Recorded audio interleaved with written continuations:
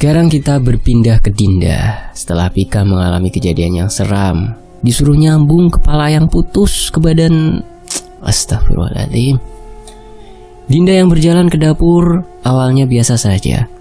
Akan tetapi saat melintas pas di depan pintu kamar nomor 3, entah kenapa tiba-tiba Dinda mendengar sebuah lantunan musik persis seperti yang Pika dengar. Cuma saat itu Dinda masih belum tahu kalau Pika dengar musik yang sama, karena Mas Erwin pernah berpesan agar mereka tidak berurusan dengan kamar nomor 3. Itu juga yang membuat Dinda ogah mendekati ruangan tersebut, dan dia kembali berjalan ke arah dapur. Selesai membuat teh hangat untuk Pika, Dinda berniat balik ke kasur dan memberikan teh itu kepada Pika. Otomatis dia melewati kamar nomor 3 lagi. Saat itu Dinda merasa kalau suara musiknya semakin lama makin keras. Padahal Mas Erwin bilang di rumah ini enggak ada siapa-siapa selain Pika dan Dinda. Lantas, yang menyalakan musik itu siapa? Dinda bergegas kembali ke kamar dan memberikan teh itu untuk Pika, lalu balik lagi ke kamar nomor 3. Pada saat masuk kamar, Dinda melihat Pika sedang tidur. Jadi tehnya cuma diletakkan di meja sebelah kasur, dan dia berjalan kembali ke kamar nomor 3. Sekarang posisi Dinda sudah pas di depan pintunya.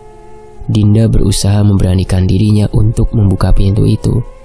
Sayangnya yang dikatakan Mas Erwin benar, kalau pintu itu memang sengaja dikunci sama pemilik rumahnya. Lalu, apa pemilik rumahnya datang dan masuk ke kamar itu? Kenapa nggak izin dulu sama mereka? Kan mereka juga butuh privasi. Harusnya kalau si pemilik rumah tahu kalau rumahnya sudah disewa orang, yang punya rumah ini juga harus tahu batasan. Bukannya seenak jidatnya sendiri nyelonong. Kenal juga kagak, tapi main nyelonong-nyelonong aja. Jangan mentang-mentang itu rumahnya, terus apa-apa nggak pakai ususin dulu sama Pika ataupun Dinda. Orang mereka aja bisa menghargai privasi pemilik rumah, tapi masa mereka nggak bisa? Lebih kurang seperti itu isi hati Dinda pada waktu itu. Dia mau protes juga sama siapa? Hari saat itu juga masih subuh. Mau keluar masih gelap. Masa ya hubungi Mas Erwin? Setelah dipikir-pikir ada benarnya juga. Mending dia hubungi Mas Erwin aja dulu. Jalanlah Dinda ke kamar untuk ambil handphonenya. Mau selangkah balik ke kamar, tahu-tahu ada semacam tangan yang menggebrak ke arah pintu, tapi dari dalam. Kaget Dinda di situ, sampai mau mengumpat dia karena saking terkejutnya. Akhirnya Dinda nggak jadi ke kamar, malah balik berdiri di depan kamar nomor 3. Dari luar, Dinda berteriak, "Ada siapa di dalam?" Pertama-tama tidak ada respon apa-apa dan hening. Lalu Dinda bertanya kembali, "Apa perlu bantuan? Mungkin kalau perlu bantuan, aku sama teman aku bisa bantu." Masih hening seperti sebelumnya. Rasanya kesabaran Dinda benar-benar diuji banget. Berhubung orang yang gebrak dari dalam enggak ngomong apa-apa, keluarlah semua unek-unek yang Dinda tahan dari tadi. "Tolong ya siapapun kamu yang ada di dalam. Tolong hargai privasi saya dan teman saya. Kita sudah menyewa rumah ini secara baik-baik. Bahkan kita tidak mengusik privasi Anda. Setidaknya kalau mau masuk rumah ini ketok pintu dulu di depan. Atau hubungi kita dulu. Kan kita udah sertakan nomor telepon di surat perjanjian sewa rumah. Ada dengar saya ngomong gak sih?" Tiba-tiba terdengar suara gebrakan untuk kedua kalinya. Tapi kali ini disertai dengan gelak tawa seorang perempuan yang membuat sekujur tubuh Dinda merinding sejadi-jadinya. Perempuan itu seolah menjawab apa yang Dinda ucapkan, dan di balik pintu itu dia berkata, "Tolong bebasno aku." Dinda benar-benar kaget di situ. "Tolong bebaskan aku." Mulutnya sampai tidak bisa berkata-kata. Tubuhnya gemetar semua, dan dia sempat nge-freeze untuk beberapa saat. Itu suara siapa? Dinda sekalipun orang Medan, dia masih tahu-tahu dikit bahasa Jawa, soalnya bapaknya dari Lamongan. Dia paham dengan bahasanya, tapi kalau suruh ngerespon sama bahasa Jawa itu yang susah. Hingga ada tangan yang nepuk pundak Dinda, dan barulah setelah itu dia tersadar. Masalahnya, Saat Dinda menoleh ke arah yang menepuk pundaknya, dia tidak melihat siapapun berada di sampingnya. Dinda kebingungan di lorong tersebut. Tak lama kemudian, ada suara yang berbisik di telinga kirinya. "Pergi ke kamarmu dan jangan pernah buka kamar itu. Kalau ingin hidupmu selamat, dia orang jahat." Wow, Dinda nggak pakai ABC, langsung lari ke kamar setelah mendengar suara itu. Setibanya di kamar, dia langsung kunci pintu dan tidur di samping Pika dengan selimut yang menutupi sekujur tubuhnya. Kita masuk hari Sabtu, tanggal 21 April tahun 2018. Hari itu mereka izin lagi tidak masuk kerja. Pagi pun tiba. Cahaya matahari sudah nampak bersinar menghangatkan daerah sekitar. Pika terbangun dan dilihatnya sudah pukul 8 pagi. Lalu dia membuka selimut di sebelahnya. Ternyata Dinda masih terlelap. Dia berjalan ke arah kamar mandi untuk mandi dan bersih-bersih. Seketika Pika teringat dengan kejadian semalam. Tubuhnya terlalu syok menerima semua itu. Terus dan terus Pika berusaha melupakan semuanya dengan harapan agar kejadian semalam tidak akan pernah terulang kembali. Selesai mandi, Pika langsung membuat masakan untuk makan mereka hari itu dengan bahan seadanya di kulkas. Pika rencana akan memasak tumis kacang panjang dan daging balado. Sekitar 1 jam lamanya, masakan Dinda pun sudah siap. Dia melihat kembali ke arah jam. Ternyata sudah pukul 9.45. Bergegas dia berjalan ke arah kamar untuk membangunkan Dinda agar sarapan bersamanya. Dibangunkanlah Dinda di situ. Singkat cerita, setelah Dinda mandi dan sudah bersih, mereka pun sarapan bersama. Pika memberitahu Dinda kalau baju kotor mereka sudah mulai menumpuk. Gak mungkin juga mereka cuci sendiri dengan kondisi tubuh seperti itu. Akhirnya mereka putuskan untuk laundry. Kebetulan tak jauh dari rumah mereka ada laundry kiloan. Bahkan harganya juga gak mahal. Selesai sarapan, pergilah mereka ke laundry tersebut sambil membawa baju kotor yang tak terasa sudah sebanyak 2 kresek besar. Setibanya di laundry, mereka disambut baik. Baju mereka ditimbang dan akan diantar sore harinya. Soalnya mereka hanya cuci basah. Berhubung jarak laundry dengan rumah RT setempat tidak terlalu jauh, Pika ngide nih, gimana kalau mereka pergi ke rumah RT pagi itu? Ya sebatas perkenalan dan silaturahmi aja. Sekaligus ada beberapa hal yang ingin mereka tanyakan. Pergilah mereka ke rumah Pak Arif. Itulah nama beliau.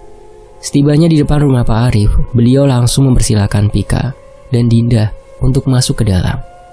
Pak Arif sepertinya sudah tahu kalau mereka akan datang ke rumah beliau. Di dalam mereka disambut dengan baik. Bahkan juga ada istri dan 1 anak Pak Arif yang paling bontot. "Libur ya Mbak?" tanya Pak Arif. "Iya Pak, libur. Tapi aslinya masuk karena ada rapat. Sepertinya tanpa kita rapat itu akan berjalan dengan semestinya. Karena alhamdulillah semua kerjaan sudah kita kerjakan kemarin. Jadi kalau mau ambil libur hari Sabtu, gak apa-apa, asal kerjaan semua beres," jawab Pika sambil tertawa kecil. Tawa Pika dibalas dengan Pak Arif. Pak Arif kembali bertanya, "Lalu mbak-mbak ini datang ke rumah saya ada perlu apa ya? Mungkin ada yang bisa saya bantu?" Pika dan Dinda di situ saling lihat-lihatan. Sampai akhirnya mereka mencoba memberanikan diri untuk bertanya, "Pak, sebenarnya kita ada salah apa ya? Kok warga sekitar melihat kita itu sinis sekali? Kita mau tanya itu sungkan Pak," kata Pika. "Iya Pak, kalaupun kita ada salah kita mau kok minta maaf. Kita kan bakal tinggal di sini cukup lama. Masa iya kita harus hidup seperti ini sama tetangga? Kan kita juga pengen punya teman di sini Pak," sambung Dinda. Pak Arif terlihat sedang tertawa kecil di hadapan Pika dan Dinda. Lalu beliau menjawab, "Mereka bukan sinis Mbak. Mereka hanya kaget. Lah kok ada yang berani nyewa rumah itu? Apalagi Mbak ini cewek-cewek. Ya jelas bingung mereka melihat kalian." Maksudnya rumah yang kita sewa itu?" Kini Pika mulai penasaran. Pertanyaan dari Pika hanya dibalas anggukan sama Pak Arif, sembari menghisap rokok di tangannya. "Memang rumah yang kita tempati kenapa ya Pak?" Pika masih terus bertanya, karena rasa penasarannya kini sudah di atas ubun-ubun. Justru jawaban Pak Arif membuat keduanya merasa tidak mendapatkan jawaban atas pertanyaan mereka dan bisa dibilang sedikit kecewa saat mendengarnya. Di mana Pak Arif menjawab, "Saya masih belum berani buka suara. Kita lihat saja di malam ketujuh, apakah mereka berbuat lebih jauh atau tidak. Kalau mereka berbuat lebih jauh, saya jamin pasti mbak-mbak ini akan datang ke rumah saya lagi. Barulah di situ saya akan buka suara. Nanti keputusan akhirnya tetap ada di tangan Mbak Pika dan Mbak Dinda. Mau tetap tinggal atau pindah dari rumah itu." Mendengar itu kan jadi ambigu sendiri ya Pika dan Dinda. Mereka datang niatnya mendapat jawaban, malah diajak main teka-teki silang. Ngedumel sih aslinya perasaan mereka waktu itu. Ya cuma kan mereka tetap harus jaga sikap. Secara mereka di kampung ini statusnya adalah tamu. Jadi harus tahu tata krama dan jaga sikap. Berhubung tidak mendapatkan jawaban yang bisa bikin rasa perasaan mereka plong, pamitlah mereka untuk kembali pulang. Selama perjalanan lagi dan lagi tatapan warga terlihat aneh. Cuma mereka bersikap biasa saja sambil tetap melempar senyum. Lalu langkah mereka terhenti di depan sebuah warung mie ayam. Entah kenapa, selama berbicara dengan Pak Arif, energi mereka seperti terkuras. Alhasil makanlah mereka di warung tersebut dan mereka mulai lupa sama apa yang diucapkan Pak Arif. Mereka menganggap rumah itu ya biasa aja, sama seperti rumah lainnya. Mungkin hanya terkesan sedikit amazing, tapi ya udahlah selama nggak ganggu mereka. Mereka pun nggak akan ganggu Pika maupun Dinda. Makanlah mereka. Selesai makan mereka langsung bayar dan balik pulang ke rumah. Saat itu matahari sedang terik-teriknya. Mereka sedikit mempercepat langkah kaki mereka agar segera sampai di rumah. Pada saat sudah dekat dengan rumah, mereka melihat mobil kantor yang biasa dibawa Mas Erwin kemana-mana sedang terparkir rapi di depan rumah mereka, dan ada Mas Erwin juga sedang berdiri bersender di mobil. Langsunglah mereka teriak, "Mas Erwin!" Mas Erwin pun menoleh dan melambaikan tangannya. Ketika mereka sudah dekat jaraknya sama Mas Erwin, Pika mulai tanya, "Ada apa mas kesini siang-siang?" "Bukannya Mas Erwin kalau Sabtu libur jadi nggak boleh bawa mobil kantor ya?" "Emang aku lagi libur kok, tapi Pak Narto tadi nelpon dan nyuruh aku kasih ini ke kalian. Makanya aku pinjem mobil kantor bentar terus jalan ke sini," jelas Mas Erwin sambil menyodorkan 2 kotak kepada Pika dan Dinda. "Apa ini mas?" tanya Dinda. "Buka saja," jawab Mas Erwin. Mereka pun membuka kotak-kotak itu di teras depan rumah sembari mempersilahkan Mas Erwin untuk masuk. Toh siang itu juga panas banget. Pika dan Dinda membuka kotak-kotak itu dengan perasaan yang harap-harap cemas. Penasaran sama isinya kira-kira apa ya? Saat kotak itu berhasil dibuka, ternyata isi masing-masing kotaknya adalah sepasang baju beserta kerudungnya. Lalu ada sepasang sepatu heels 5 cm dan kunci salah satu hotel di Jogja. Sama masing-masing kotak ada uang tunai 5 juta rupiah. Kaget dan gak percaya mereka di situ. Kata Mas Erwin, itu bentuk terima kasih dari Pak Narto karena mereka sudah bersedia diperbantukan di Jawa Tengah selama 6 bulan. Mas Erwin juga bilang kalau mereka baru bisa liburan ke Jogja tanggal 28 April tahun 2018 atau juga bisa berangkat tanggal 27 April tahun 2018 sore selepas mereka selesai kerja. Kan Sabtu minggunya libur, jadi mereka bisa weekend sepuasnya di Jogja. Pika sama Dinda setuju-setuju aja. Lumayan akhirnya mereka bisa refreshing. Mereka berdua sedang mencari handphone masing-masing untuk mengirim teks WhatsApp ke Pak Narto ucapan terima kasih. Ternyata handphone mereka semua ada di kamar. Pantes saja tadi Mas Erwin coba hubungi mereka juga nggak dijawab-jawab. Nggak taunya mereka lupa bawa handphone. Masuklah mereka untuk mengambil handphone, sekalian membuatkan Mas Erwin minum. Baru juga buka kunci pintu rumah, tahu-tahu 3 orang ini dengar dengan jelas kalau ada suara bantingan yang berasal dari arah dapur. Langsung mereka buru-buru buka kuncinya dan lari masuk untuk menuju ke dapur. Sesampainya mereka di dapur, kalian tahu apa yang terjadi? Dapur mereka sudah dalam kondisi berantakan. Kursi meja makan juga entah mencelat kemana-mana. Sama sekali yang tidak disentuh hanyalah makanan buatan Pika yang ada di atas meja makan. Masih tertutup rapi dengan tudung makanan. Akan tetapi saat dibuka, masakan Pika ternyata sudah habis. Entah dimakan sama siapa. Jelas-jelas sebelum mereka pergi, semua pintu dan jendela sudah mereka kunci. Juga nggak ada sedikit pun tanda-tanda orang yang maksa untuk masuk ke dalam. Lalu ini semua ulah siapa? Tiba-tiba Dinda teriak.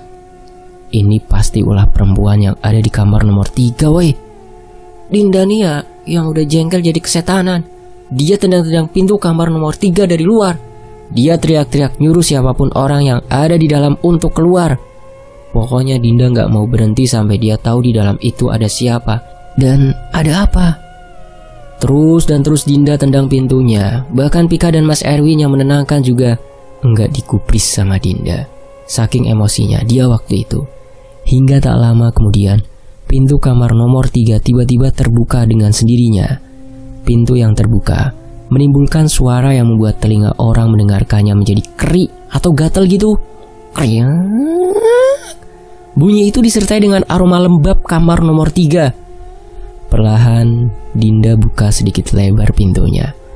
Dan ketika pintu sudah benar-benar terbuka, disitulah mereka baru tahu kalau ternyata kamar nomor 3 sama sekali tidak ada siapa-siapa. Hanya kamar kosong pada umumnya. Kamar itu satunya kamar di rumah ini yang tidak memiliki jendela ke arah samping. Pika coba meraba dinding sekitar kamar itu untuk mencari letak saklar lampu dan ceklek, lampu kamarnya mulai menyala. Di dalam situ ada satu buah kasur dengan rangkanya yang terbuat dari besi dicat putih. Persis seperti kasur-kasur rumah sakit. Juga ada satu buah lemari 2 pintu dengan ukuran sedang. Ada satu buah meja rias dengan kursi kotak tanpa senderan. Dan ada juga satu alat musik untuk memutar piringan hitam, beserta beberapa koleksi piringan hitamnya. Semuanya masih tertata rapi, tapi penuh dengan debu dan sarang laba-laba. Udara di dalam selain lembab juga terasa begitu dingin sekali. Saking gak kuat dinginnya, Mas Erwin dan Pika sampai buru-buru keluar. Cuma Dinda yang ada di dalam. Dia berdiri di sebuah meja dekat tempat tidur. Dinda seperti memegang sebuah foto kecil yang entah itu foto siapa. Saat Dinda melihat-lihat, ada sebuah nama yang tertulis di balik foto itu. Dan kemungkinan nama orang yang ada di foto tersebut, Olivia Agatha. Itulah nama yang tertulis di balik fotonya. Suara Pika seolah membuyarkan lamunan Dinda pada waktu itu. Din, ayo keluar. Kita kunci lagi kamarnya. Buru-buru Dinda keluar dan mereka mulai mengunci kembali pintu kamar tersebut. Sayangnya tidak bisa dikunci, tapi hanya bisa ditutup biasa. Entah kenapa, di perasaan Dinda dia merasa telah membuat sebuah kesalahan. Dia juga bingung kenapa pintunya tiba-tiba bisa terbuka, padahal dia nendangnya juga bukan yang sampai dobrak-dobrak gitu. Setelah itu Mas Erwin pamit untuk pulang. Sedangkan Dinda dan Pika duduk-duduk di ruang tamu untuk nonton TV sambil nunggu cucian mereka datang. Ada sesuatu yang mengganjal di pikiran Dinda selepas memandangi foto itu. Kalian tahu apa? Karena orang yang ada di foto itu, sekilas wajahnya mirip sekali sama mamanya. Makanya Dinda gak ada henti-hentinya mandangin foto itu. Soalnya mirip sama mendiang mamanya. Dia sendiri sampai keheranan. Akhirnya dia coba cerita ke Pika, tapi Pika justru menyuruh Dinda untuk melupakan itu semua dan menganggap hanya kebetulan mirip. Memang sih di dunia ini wajah kita bisa mirip sama orang lain. Cuma masalahnya kok pas. Ya sudahlah, daripada pusing sendiri, Dinda mulai mencoba melupakan itu semua. Dan kini larut dalam acara TV. Tak terasa sudah pukul 16. Pintu rumah mereka diketuk sama seseorang, yang ternyata itu anak Bu Laundry datang untuk mengantar cucian mereka. Selesai nganter, anak itu langsung pamit pulang. Pika dan Dinda membawa cuciannya ke belakang untuk dijemur. Barulah habis itu mereka mandi sore. Selesai mandi, terus sholat maghrib dan makan malam bersama. Kelar dengan semua itu, Pika maupun Dinda bingung mau ngapain lagi. Saat itu juga sudah pukul 19 dan malam minggu pula. Mau keluar juga keluar kemana? Orang mereka ngintip dari jendela aja, jalanan kampung udah pada sepi. Ya udah, mereka pun kunci pintu, tutup gorden, dan nyalakan lampu teras. Terus mereka putuskan hanya nonton TV sambil cemil-cemil. Agendanya sih minggu pagi aja mereka keluar sekalian jogging. Dan kini kita masuk ke teror selanjutnya, malam kelima. Sekitar pukul 20.30, tiba-tiba mereka mendengar suara petir menyambar. Heboh mereka di situ, karena cucian mereka ada di luar. Mereka juga nggak nyangka kalau malam itu akan turun hujan. Soalnya dari sore tadi cuaca cerah, sama sekali tidak mendung atau apa. Langsung mereka berlari ke halaman belakang untuk mengangkat jemuran mereka yang masih setengah kering. Daripada basah kena hujan kan berapa ya? Habis itu baju-baju mereka ditaruh sementara di atas meja makan dan mereka berdua lari ke belakang. Tapi kini untuk ke kamar mandi, niatnya mau pipis sekalian daripada nanti pas hujan kebelet pipis. Ya kali masa hujan-hujanan. Secara kamar mandi mereka kan terpisah dari rumah. Mana sampingnya ada sumur tua. Serem aja gitu vibes-nya kalau pas hujan deras. Selesai dengan segala urusan di kamar mandi, benar saja hujan gerimis mulai turun. Mereka langsung bergegas untuk masuk rumah. Tetapi begitu pintu kamar mandi terbuka, mata mereka menangkap banyak sekali sosok pocong berdiri berjejer dari kanan ke kiri. Semua pocong itu menghadap ke rumah. Jarak kamar mandi dan rumah entah kenapa kini malah seperti semakin menjauh. Bingung mereka di situ. Gak mungkin juga mereka bermalam di kamar mandi dengan cuaca sedingin itu. Ditambah perkiraan hujan angin. Bisa-bisa mereka hipotermia di kamar mandi berdua. Gak ada cara lain selain mereka harus menerobos barisan pocong tersebut supaya bisa masuk ke dalam rumah kembali. Sumpah demi apapun loh mak, baunya itu amis dicampur bau-bau ambang. Tapi itu masih busuk lagi baunya. Gak ngerti aku mak sama Dinda harus gambarinya kayak apa, kata Pika nih saat video call bareng-bareng sama tim cerita emak. Modal nekat bismillah dan ditambah hujan rintik-rintik, mereka terpaksa berjalan miring-miring melewati aneka bentuk pocong itu. Ada yang wajahnya hancur, matanya hilang, penuh nanah. Wajahnya hitam legam bekas terbakar. Dan ada satu pocong yang benar-benar gak bisa mereka lupakan, yaitu pocong seorang perempuan cantik banget. Wajahnya masih mulus tapi pucat dan sedikit kebiruan. Pocong itu awalnya merem. Dan saat mereka berhasil menjangkau pintu belakang rumah, pocong perempuan itu membuka matanya. Dan matanya berwarna kebiruan, tapi dia menangis darah. Tak lama kemudian, pocong itu teriak. Bahkan teriakannya itu membuat pocong lain yang awalnya diam-diam baik, tahu-tahu melompat ke arah pintu belakang. Pika dan Dinda buru-buru langsung menutup pintu. Pada saat pintu berhasil mereka tutup, mereka mendengar suara bruak, bruak, bruak. Seolah pocong-pocong yang ada di luar sedang menabrakkan tubuh mereka satu persatu ke arah pintu belakang. Mereka berdua dengan perasaan campur aduk berusaha berdiri dan lari menuju kamar. Tak lupa mereka kunci rapat pintu kamar dan sesegera mungkin terlelap. Mereka bersembunyi di balik selimut dan kalian tahu apa? Di balik dinding pemisah antara kamar 1 dan kamar 2 ada yang berkata dengan lirih, "Tidurlah, kalian sudah aman. Selamat malam." Tanpa mereka tahu siapa pemilik suara tersebut. Astagfirullahaladzim, coba tolong bayangin tuh gimana sensasinya. Pika dan Dinda gak mau mikir apa-apa lagi. Detik itu juga mereka berusaha untuk langsung merem hingga mereka pun benar-benar terlelap. Kalau aku jadi mereka udah pingsan aku rasa pas di kamar mandi. Belum sampai ngelewatin pocong-pocong itu udah keburu mimpi nyampe Amerika aku rasa.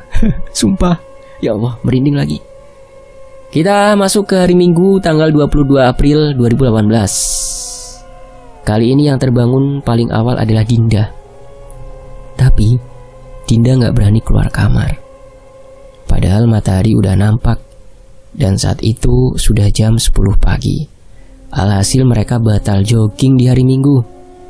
Dinda hanya duduk-duduk di kamar sambil memainkan handphonenya sembari menunggu Pika bangun. Samar-samar Dinda mendengar pintu depan rumah ada yang ngetuk. Cuma Dinda masih takut untuk keluar kamar. Mau gak mau dia harus bangunkan Pika. Tapi Pika susah banget bangunnya. Lalu ada suara yang berkata dari luar rumah, "Mbak Pika, Mbak Dinda, ini saya Pak Arif, Mbak. Masih tidur ya?" Ternyata tamu pagi itu adalah Pak Arif. Entah kenapa Pika yang dengar suara Pak Arif tahu-tahu langsung bangun. Padahal tadi dibangunin gak bangun-bangun. Waktu ditanya sama Dinda, katanya dia sengaja gak bangun biar gak keluar kamar, soalnya masih trauma. Mumpung Pak Arif datang ke rumah, Pika ingin sekalian bertanya banyak hal dan memaksa Pak Arif agar mau cerita. Rasanya Pika saat itu udah mulai lelah menghadapi semuanya. Berjalanlah Pika ke depan dan Dinda mengekor di belakangnya. Begitu pintu dibuka, Pak Arif ini teriak melihat mereka. Astagfirullah.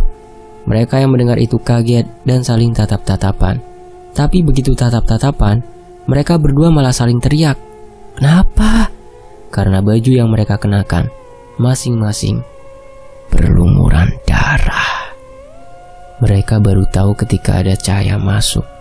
Soalnya di dalam rumah kan gelap. Pak Arif langsung meminta keduanya mengemas beberapa baju serta diminta untuk ikut bersama Pak Arif ke rumah beliau. Katanya ada yang ingin dibicarakan. Nurutlah mereka di situ.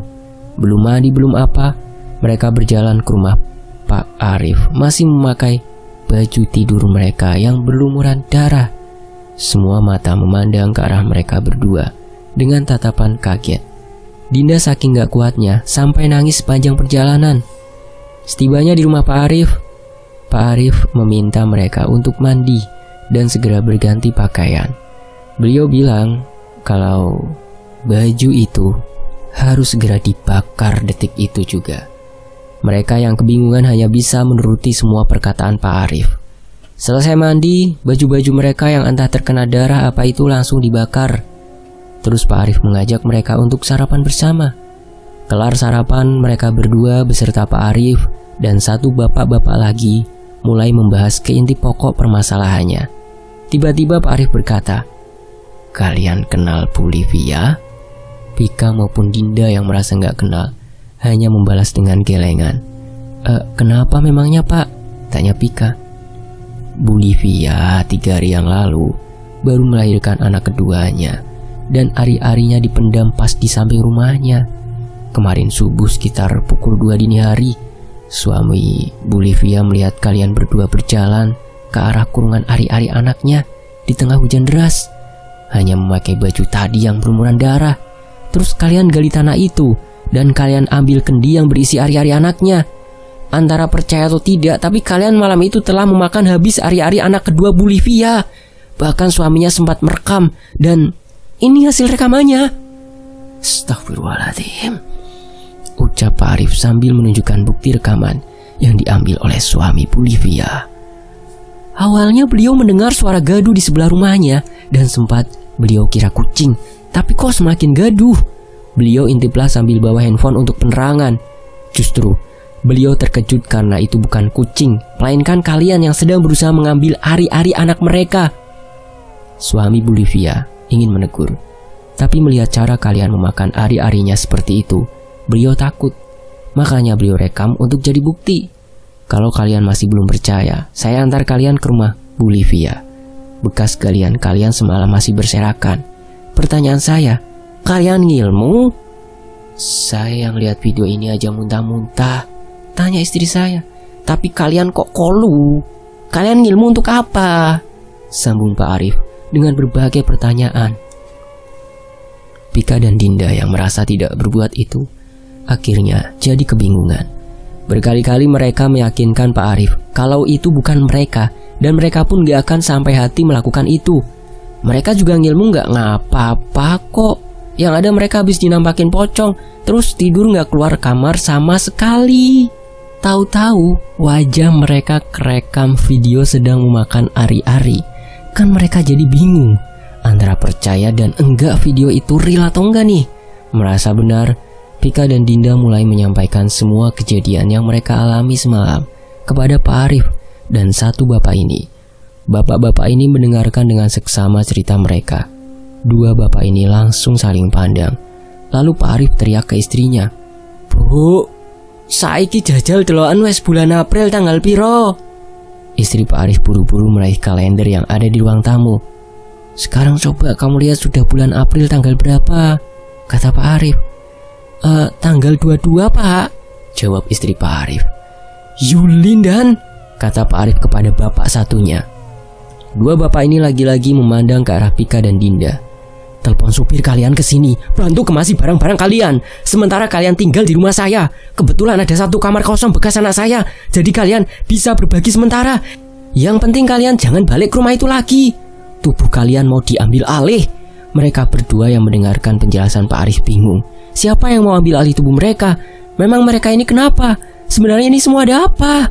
Aduh, saya stop dulu ya. Nggak kuat nih sampai sini. Ih, serem. Wassalamualaikum warahmatullahi wabarakatuh.